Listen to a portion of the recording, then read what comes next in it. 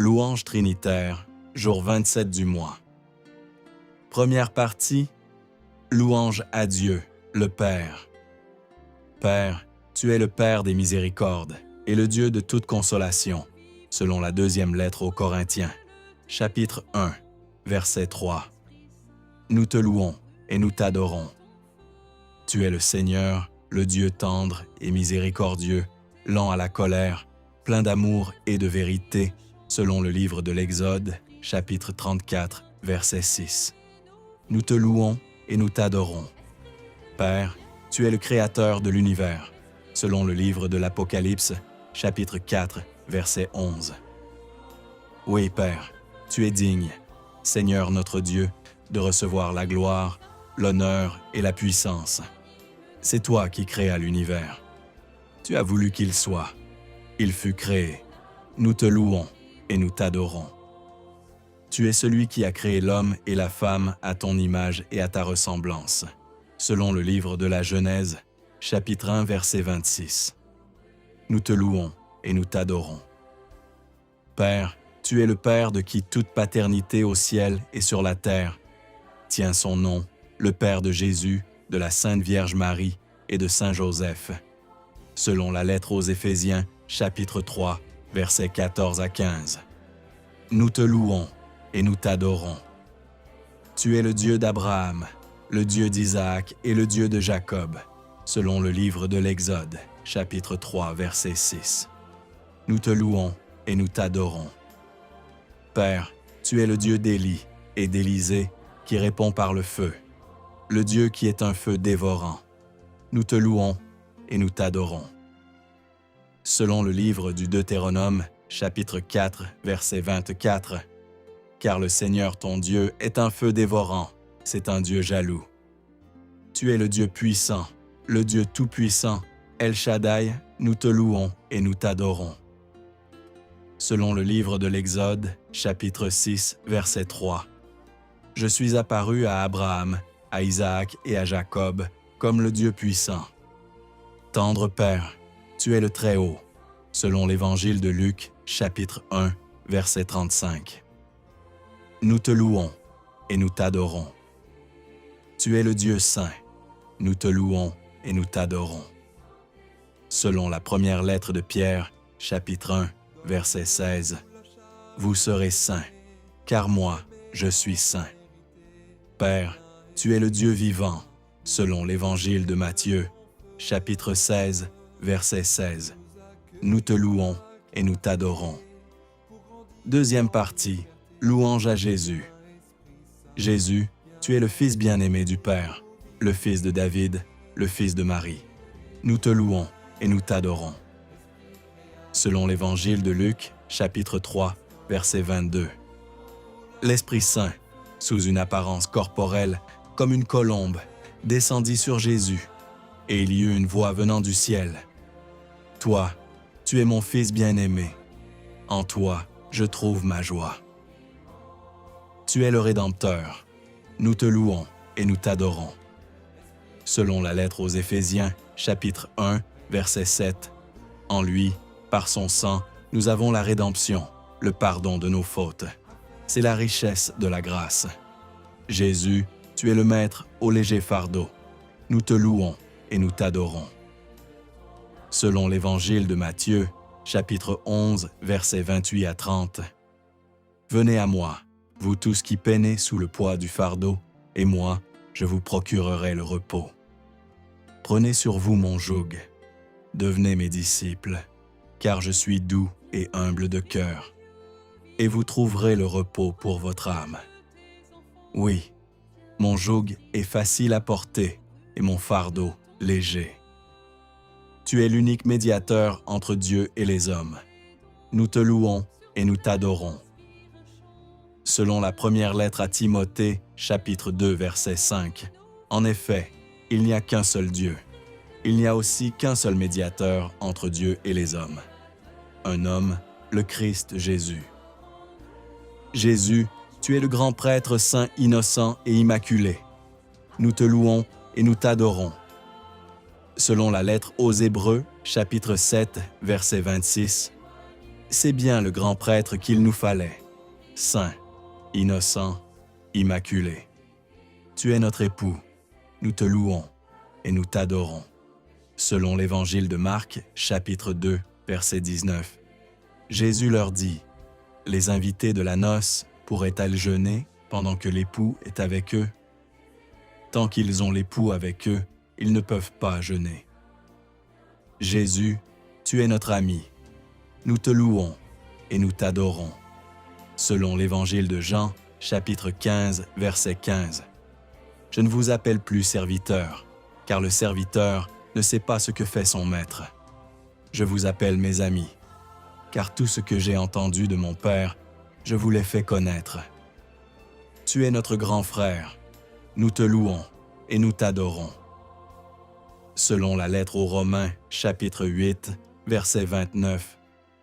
Ceux que d'avance il connaissait, il les a aussi destinés d'avance à être configurés à l'image de son Fils, pour que ce Fils soit le premier-né d'une multitude de frères. Jésus, tu es le sacrifice expiatoire de nos péchés. Nous te louons et nous t'adorons. Selon la première lettre de Jean, chapitre 2, verset 2. C'est lui qui, par son sacrifice, obtient le pardon de nos péchés. Non seulement les nôtres, mais encore ceux du monde entier. Toujours selon la première lettre de Jean, chapitre 4, verset 10. Voici en quoi consiste l'amour. Ce n'est pas nous qui avons aimé Dieu, mais c'est lui qui nous a aimés. Et il a envoyé son Fils en sacrifice de pardon pour nos péchés. Troisième partie. Louer, adorer et rentrer en communion avec le Saint-Esprit. Saint-Esprit, tu es dès la promesse du Père et de Jésus. Nous te louons et nous t'adorons. Selon l'Évangile de Jean, chapitre 16, verset 7. Cependant, je vous dis la vérité. Il vous est avantageux que je m'en aille. Car si je ne m'en vais pas, le Consolateur ne viendra pas vers vous. Mais si je m'en vais, je vous l'enverrai. Tu es la personne divine, le Seigneur qui donne la vie. Nous te louons et nous t'adorons. Selon la deuxième lettre aux Corinthiens, chapitre 3, verset 18. Nous tous qui, le visage découvert, contemplons comme dans un miroir la gloire du Seigneur, nous sommes transformés en la même image, de gloire en gloire, comme par le Seigneur, l'Esprit. Saint-Esprit, tu es l'Esprit aux différents noms, l'Esprit du Père. Nous te louons et nous t'adorons. Selon l'Évangile de Matthieu, chapitre 10, verset 20. Car ce n'est pas vous qui parlerez, c'est l'Esprit de votre Père qui parlera en vous. Ce jour, je loue, j'honore, j'adore, je désire et j'aime de tout mon cœur le Saint-Esprit, Esprit du Père. Viens, Saint-Esprit. Saint-Esprit, je m'attends à toi tout au long de cette journée et toute ma vie. Je déclare que tu es déjà présent ici et je te dis, bienvenue Saint-Esprit. Je te fais confiance, Saint-Esprit. Je t'aime, Saint-Esprit. J'ai besoin de toi, Saint-Esprit. Aide-moi, Saint-Esprit, tout au long de cette journée et tout au long de ma vie. Tu es l'Esprit à l'œuvre dans la vie de Jésus et en nous aujourd'hui, l'Esprit de feu manifesté dans le ministère de Jésus est manifesté dans le nôtre aujourd'hui. Nous te louons et nous t'adorons. Selon l'Évangile de Luc, chapitre 12, verset 49, « Je suis venu apporter un feu sur la terre, et comme je voudrais qu'il soit déjà allumé. » Selon le livre des Actes des Apôtres, chapitre 2, verset 3. « Alors, leur apparurent des langues qu'on aurait dites de feu, qui se partageaient, et il s'en posa une sur chacun d'eux.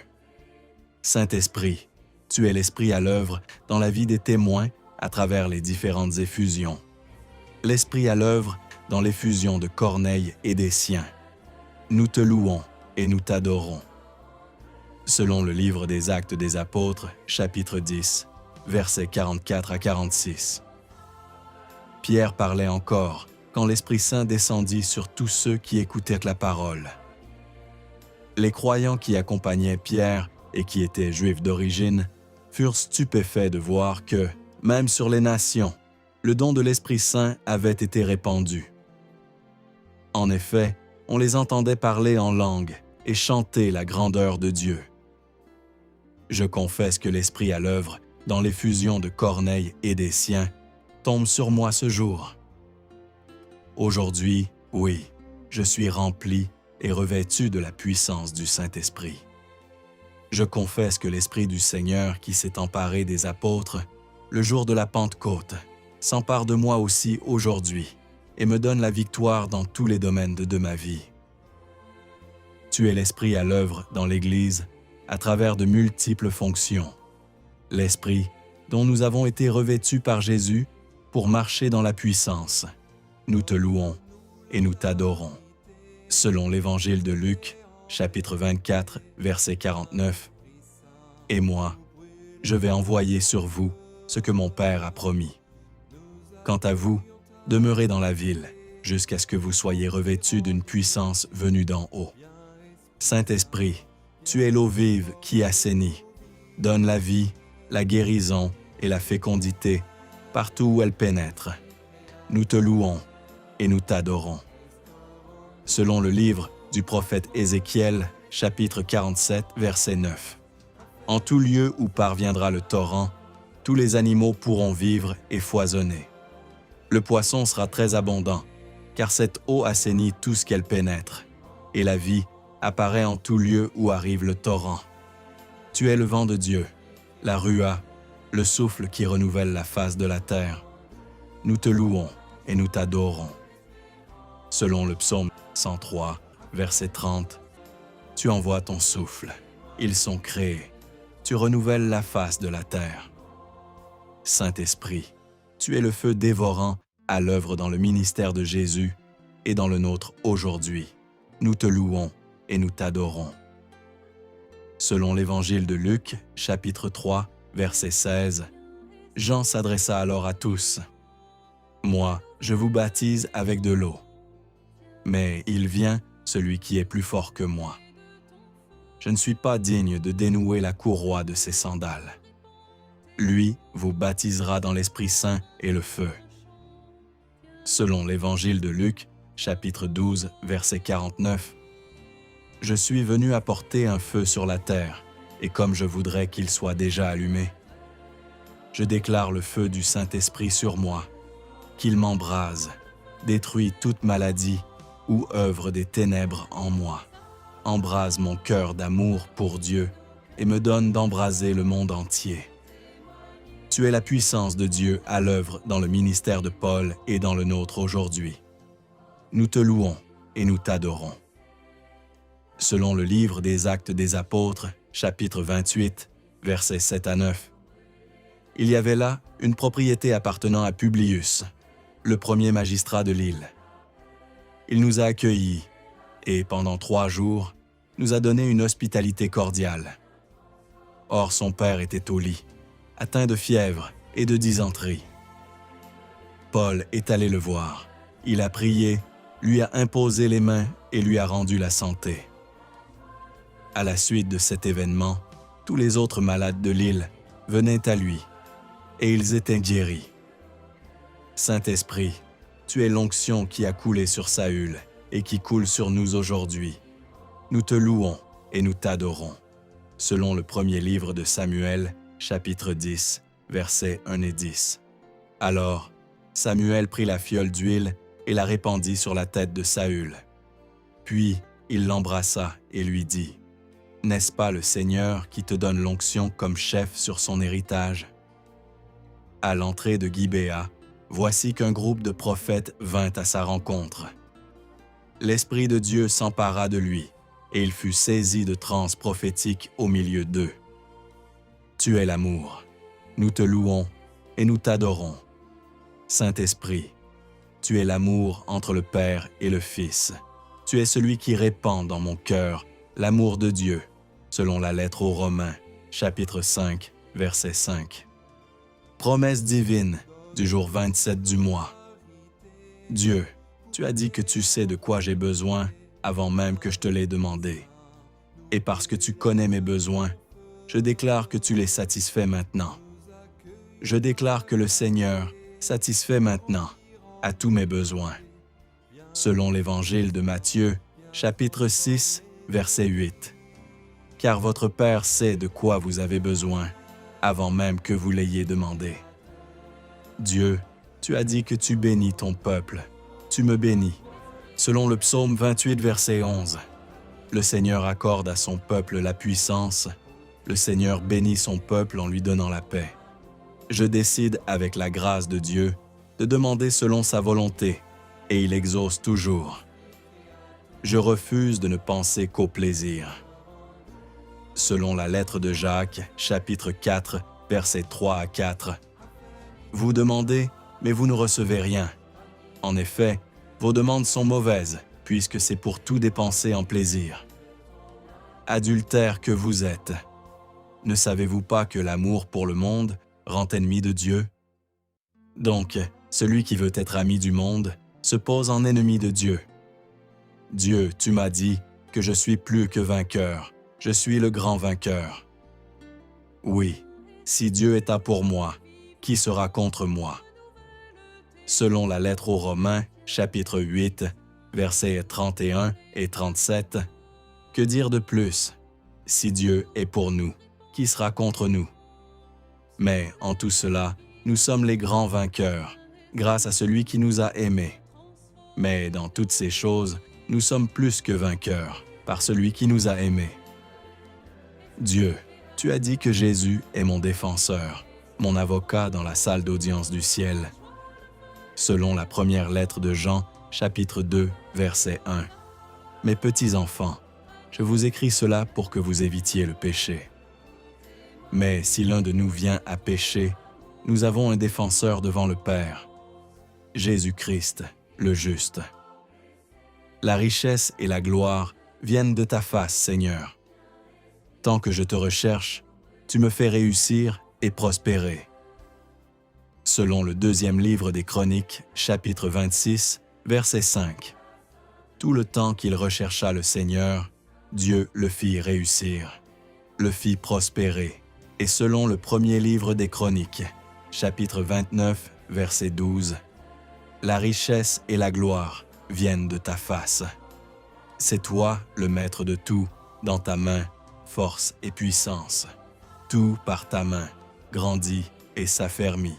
Dieu a dit que je suis déjà guéri par les meurtrissures de Jésus. Jésus qui a ressuscité la fille de Jaïr. Selon l'Évangile de Marc, chapitre 5, versets 35, 36 et 41. Comme il parlait encore, des gens arrivent de la maison de Jaïr, le chef de synagogue, pour dire à celui-ci, « Ta fille vient de mourir. À quoi bon déranger encore le maître ?» Jésus, surprenant ces mots, dit au chef de synagogue, « Ne crains pas, crois seulement. » Il saisit la main de l'enfant et lui dit, « Talitha koum », ce qui signifie « Jeune fille, je te le dis, lève-toi ». Comme la Vierge Marie, la puissance du Très-Haut me prend sous son ombre, et je suis rempli du Saint-Esprit.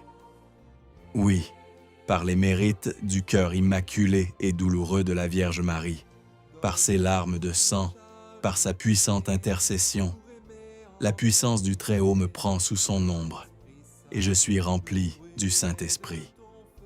Selon l'Évangile de Luc, chapitre 1, verset 35. L'ange lui répondit, « L'Esprit Saint viendra sur toi, et la puissance du Très-Haut te prendra sous son ombre. Dieu, tu as dit qu'il n'est pas bon que l'homme soit seul. Tu as prévu pour moi une épouse, un époux. » Selon le livre de la Genèse, chapitre 2, verset 18, le Seigneur Dieu dit, « Il n'est pas bon que l'homme soit seul. Je vais lui faire une aide qui lui correspondra. » Selon la première lettre aux Corinthiens, chapitre 7, verset 2.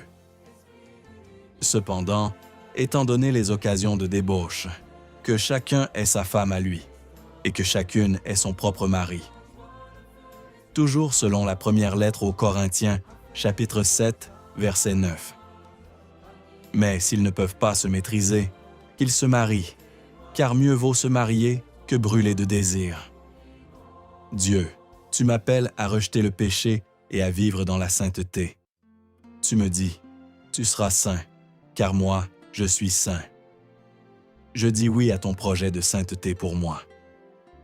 Selon la première lettre de Pierre, chapitre 1, versets 14 à 16, comme des enfants qui obéissent, cessez de vous conformer aux convoitises d'autrefois quand vous étiez dans l'ignorance, mais à l'exemple du Dieu saint qui vous a appelé, devenez saints, vous aussi, dans toute votre conduite, puisqu'il est écrit, « Vous serez saints, car moi, je suis saint. »